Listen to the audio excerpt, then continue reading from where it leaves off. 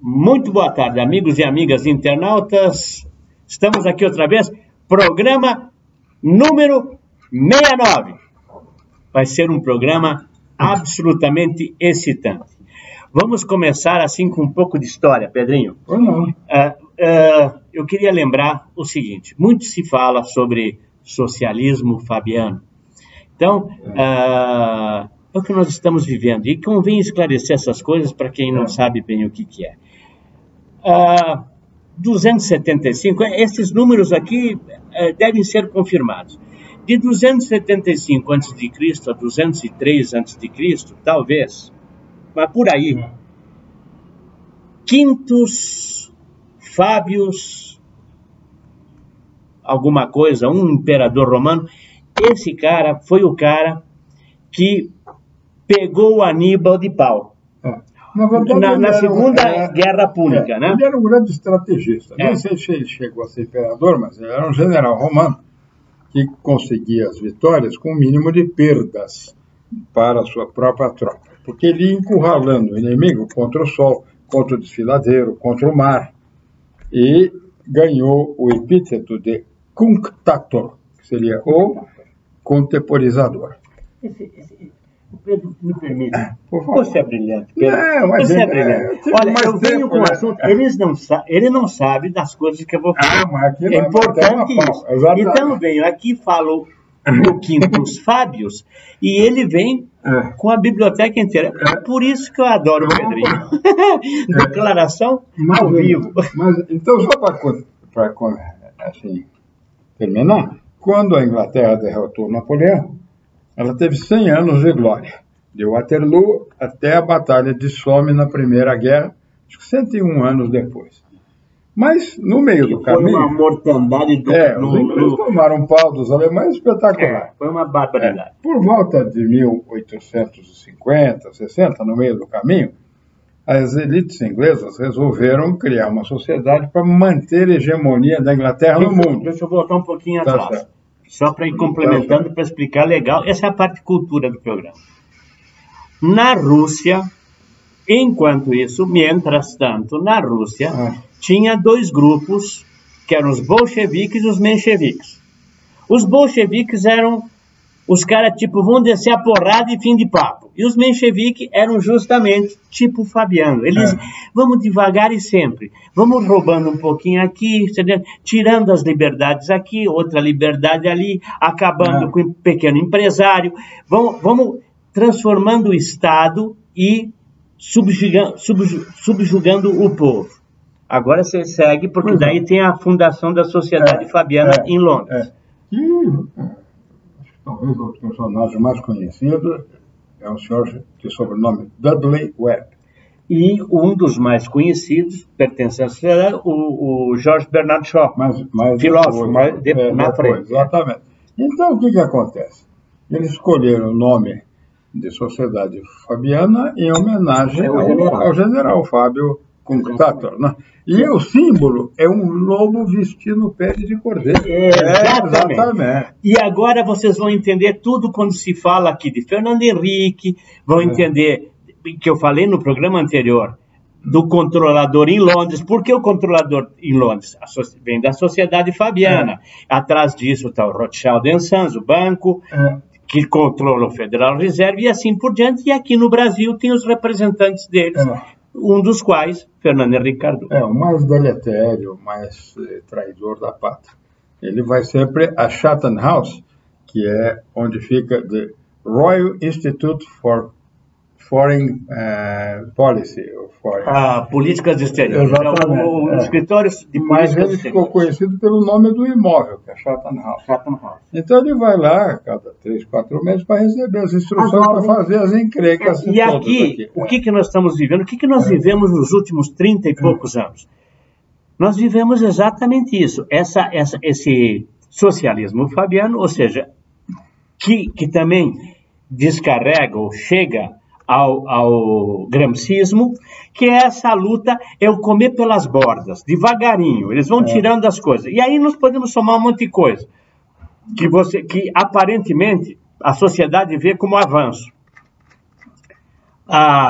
você tem uma cidade como São Paulo que tem um tráfego que é caótico, e daí você faz ciclovia para diminuir a via, o leito carroçável. Sabe? Isso aí faz parte dessa guerra suja. Exatamente. Os radares diminuindo a velocidade, que já é uma porcaria, para 40 por hora, 50 por hora, dependendo da vontade dos indivíduos que botam os radares. Então, a multa é o castigo sobre o cidadão, é a maneira de criar a opressão, e aí vem os impostos, porque os impostos fazem parte também do fabianismo. Claro. Quanto mais imposto, mais subjugado fica o cidadão, o empresário. E aí o vagabundo do prefeito quer dar dinheiro de imposto para o carnaval. Exatamente. Então é uma beleza. Então, como diria o amigo meu, covas nem morto. Pois é. Agora, para quem não entendia ou não sabia e tem essas informações, começa a entender o porquê de tudo isso que a gente está vivendo e tudo que se passou. Isso tudo leva a Brumadinho, Mariana, a todas as coisas que nós estamos vivendo, que fazem parte desse um mecanismo de relógio. É lento. Você olha para o ponteiro do relógio, ele parece parado, mas ele está se movendo. O fabianismo é isso. A mudança é lenta. É para as pessoas não se darem conta do que está acontecendo. Então, cada dia mais você é oprimido pelo Estado.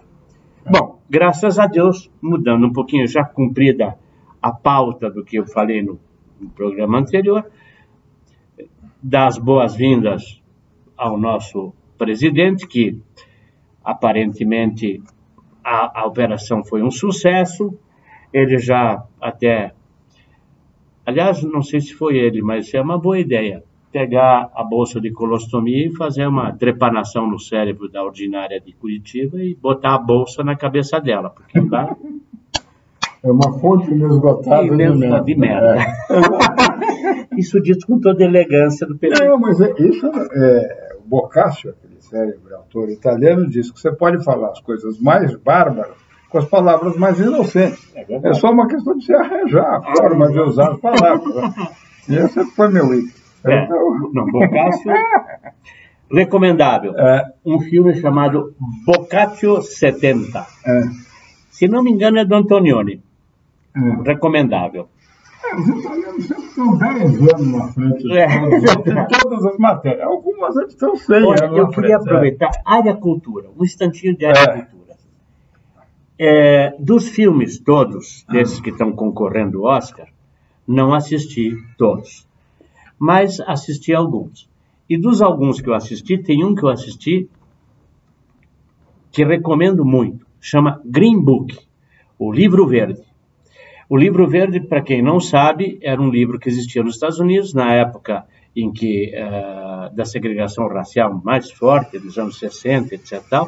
No sul dos Estados Unidos, era uma espécie de um guia para as pessoas de cor, onde elas podiam ir, onde elas podiam se hospedar, hotéis que aceitavam elas, restaurantes, etc. A história do filme não tem muito, tem a ver com isso um pouco, mas é mais a relação entre um homem de cor que é um músico de jazz, não por opção, mas por necessidade, porque ele é músico clássico, e ele é muito bem sucedido, ganha muito dinheiro e contrata um motorista italiano branco. E vai fazer uma turnê pelo sul dos Estados Unidos. Olha, gente, por Deus, a trilha sonora é absolutamente impecável, maravilhosa. E o filme, a atuação dos artistas é fabulosa e a história é muito boa. Então, se puder, assista. Pedrinho, tá contigo. Chuta a bola, que siga lá pelota. Eu sou um pouco diferente. Eu sou livresco. Não vejo televisão. Com o YouTube passei a ver algumas coisas curtas. Né? Já falamos aqui do primeiro episódio da primeira temporada do Black Mirror. Tem um sentido político muito grande, que é quebrar o poder do Estado. De uma maneira... Exatamente. E depois só vi mais um episódio do Black Mirror, que é o momento Waldo, W-A-L-D, Waldo, né? Que também se passa na Inglaterra decadente desses dias. Né? É espetacular. E o interessante dizem que o melhor estrategista dos tempos modernos foi o Gamal Abdel Nasser, antigo presidente, dono, ditador do Egito. Quando ele estava forte, ele fingia que estava fraco. Porque quando ele estivesse fraco, ele fingia que estava forte e muitos acreditavam que ele estava forte. Né? E com isso ele levou um bom tempo lá no bico, todo o pessoal. A Inglaterra é mais ou menos isso. Tem um filmete no YouTube de um senhor explicando para outros dois senhores como é a política externa inglesa. Acho que você chegou a assistir já também esse filme. Assisti, é maravilhoso. Então, eles falam assim, mas... que fique claro, é um ato cômico, é um filmete cômico, mas é maravilhoso, porque é a verdade dita de uma maneira engraçada. Pergunta para o sujeito que estava ensinando a ele o que era a política externa inglesa, falou assim, mas os senhores não são a favor da Europa? Eu disse, sim, somos porque somos contra. Então, o melhor jeito de implodir a Europa é estar lá dentro, né? E aí eu presenciei tudo. Eu me lembro, eu estava na Inglaterra em 72, quando ela ia entrar no mercado comum no ano seguinte, janeiro de 73. E graças a Deus, Deus foi muito bom, estou vivendo para vê-la sair, né? Porque ela já fez o estrago que tinha que fazer lá, né? Então... Apesar de que o pessoal lá também ajudou muito, né? Não, o pessoal do outro lado ajudou. Mas você vê que a Inglaterra fez tudo de caso pensado, porque ela não entrou no euro. Ela sempre teve a livre esterlina. Porque o país que não tem moeda não é país. Não é país. É que nem o banco imobiliário, cada um tem seu dinheiro. Exatamente. Então, bom, hoje nós temos, desculpa interromper, nós temos um amigo nosso, muito querido, que está aqui assistindo a gravação do programa. Eu gostaria que ele viesse participar dos minutos finais com a gente. Puxe uma cadeira, por favor. Sente aqui. Como diria um amigo meu, sente bem. Olá, pessoal. Alberto Fatini. Tudo bem? É um prazer aqui estar com vocês, aprendendo aqui como um aluno. Na realidade, o bom seria que tivesse alguns alunos assim para melhorar um pouco a situação. Você sabe o que você acabou de falar? Eu vou falar. Ontem, para quem não sabe, no canal da Warner, na TV a cabo, isso para gente como eu que dorme tarde. A partir da meia-noite, 1 da manhã, está reprisando todos os episódios de uma série muito divertida de nerds que se chama Big Bang Theory.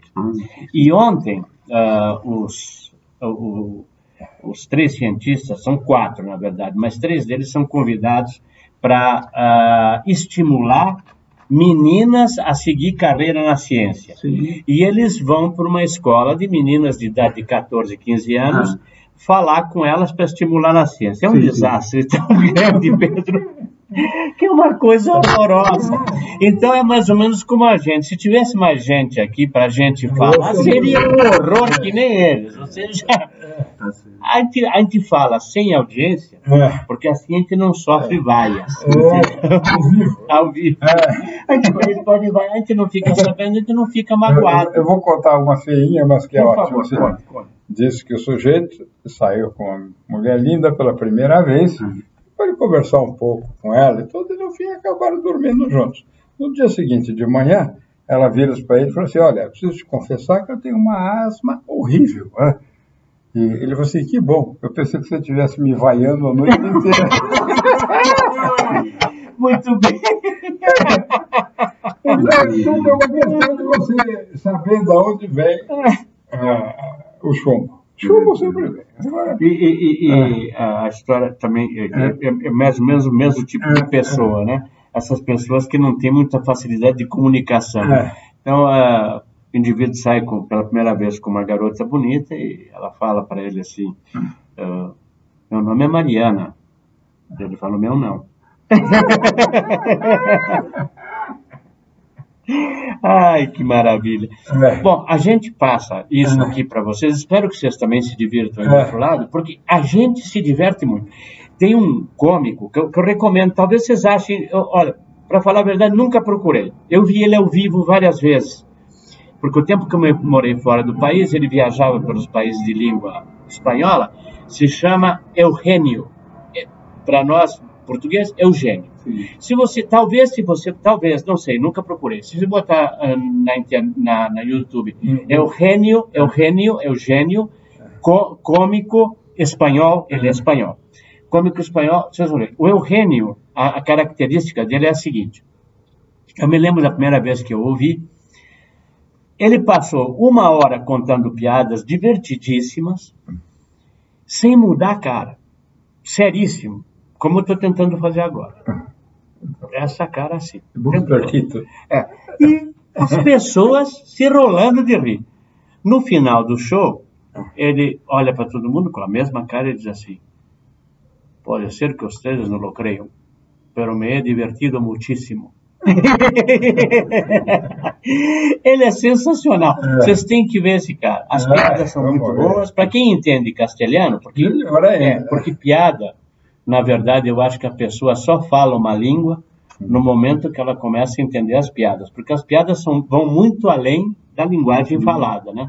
Elas incorporam o slang, a gíria, incorporam os modos de vida das pessoas que falam aquela língua, os costumes. Então, você, para entender uma piada em outra língua, você tem que falar muito bem a língua ou ter vivido no país. Mas vejam, o Eugênio, mesmo sem entender alguma coisa que escape, porque o castelhano é muito parecido com o português, a raiz é a mesma, vale a pena conhecer. Olha essa história daquele filme, né, que fala assim, Bevete Fiulati, Bevete Fiulati, produto italiano.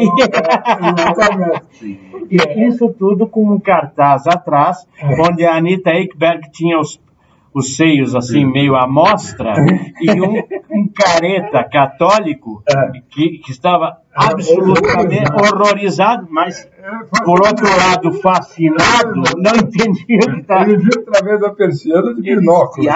Exatamente. Um cartaz, um outdoor.